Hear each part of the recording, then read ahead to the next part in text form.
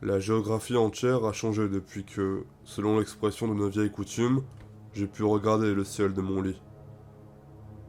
Si je compare deux globes terrestres, l'un du commencement, l'autre de la fin de ma vie, je ne les reconnais plus. Une cinquième partie de la Terre, l'Australie, a été découverte et s'est peuplée. Un sixième continent vient d'être aperçu par des voiles françaises dans les glaces du pôle antarctique, et les Paris, les Ross, les Franklin ont tourné à notre pôle les côtes qui dessinent la limite de l'Amérique au septentrion. L'Afrique a ouvert sa mystérieuse solitude. Enfin, il n'y a pas un coin de notre demeure qui soit actuellement ignoré. On attaque toutes les langues de terre qui séparent le monde. On verra sans doute bientôt des vaisseaux traverser l'isthme de Panama et peut-être l'isthme de Suez. L'histoire a fait parallèlement au fond du temps des découvertes. Les langues sacrées ont laissé lire leur vocabulaire perdu. Jusque sur les granites de Mezraïm, Champollion a déchiffré ces hiéroglyphes qui semblaient être un sceau mis sur les lèvres du désert et qui répondaient de leur éternelle discrétion. Que si les révolutions nouvelles ont rayé de la carte la Pologne, la Hollande, Gênes et Venise, d'autres républiques occupent une partie des rivages du Grand Océan et de l'Atlantique. Dans ces pays, la civilisation perfectionnée pourrait prêter des secours à une nature énergique. Les bateaux à vapeur remonteraient ces fleuves destinés à devenir des communications faciles, après avoir été d'invincibles obstacles. Les bords de ces fleuves se couvriraient de villes et de villages, comme nous avons vu de nouveaux États américains sortir des déserts du Kentucky. Dans ces forêts réputées impénétrables, fuiraient ces chariots sans chevaux, transportant des poids énormes et des milliers de voyageurs. Sur ces rivières, sur ces chemins, descendraient avec les arbres pour la construction des vaisseaux les richesses des mines qui serviraient à les payer.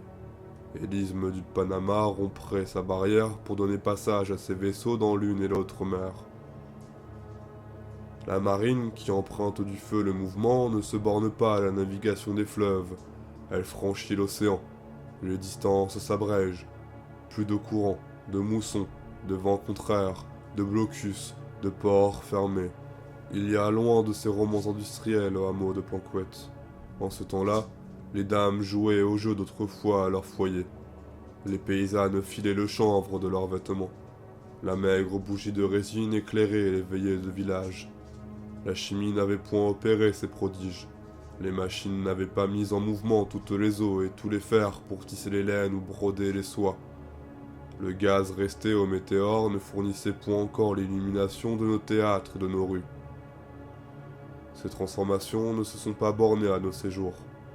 Par l'instinct de son immortalité, l'homme a envoyé son intelligence en haut, à chaque pas qu'il a fait dans le firmament. Il a reconnu des miracles de la puissance inénarrable. Cette étoile qui paraissait simple à nos pères est double et triple à nos yeux. Les soleils interposés devant les soleils se font ombre et manquent d'espace pour leur multitude.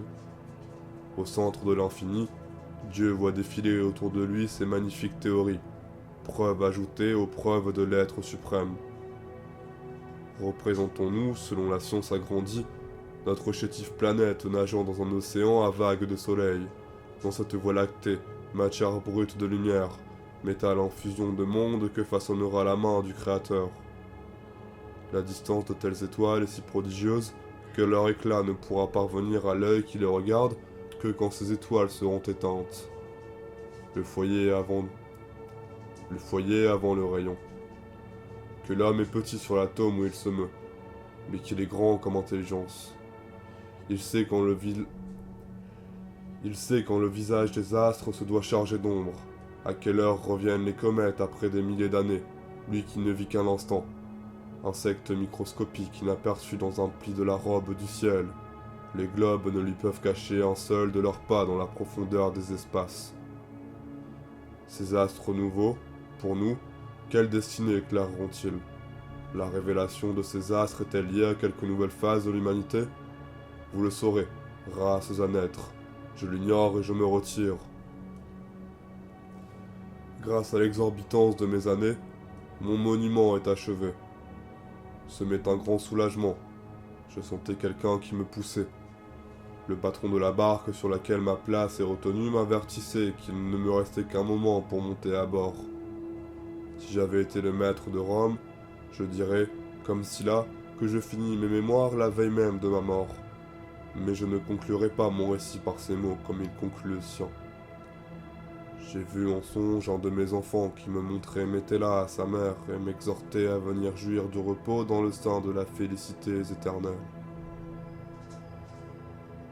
Si j'eusse été Sylla, la gloire ne m'aurait jamais pu donner le repos et la félicité. Des orages nouveaux se formeront. On croit pressentir des calamités qui l'emporteront sur les afflictions dont nous avons été accablés. Déjà, pour retourner au champ de bataille, on songe à rebander ses vieilles blessures. Cependant, je ne pense pas que des malheurs prochains éclatent. Peuples et rois sont également recrues. Des catastrophes imprévues ne fondront pas sur la France. Ce qui me suivra ne sera que l'effet de la transformation générale. On touchera sans doute à des stations pénibles. Le monde ne saurait changer de face sans qu'il y ait douleur. Mais, encore un coup, ce ne seront point des révolutions à part.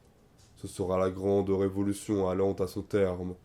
Les scènes de demain ne me regardent plus. Elles appellent d'autres peintres. À vous, messieurs. En traçant ces derniers mots, ce 16 novembre 1841, ma fenêtre qui donne à l'ouest sur les jardins des missions étrangères est ouverte.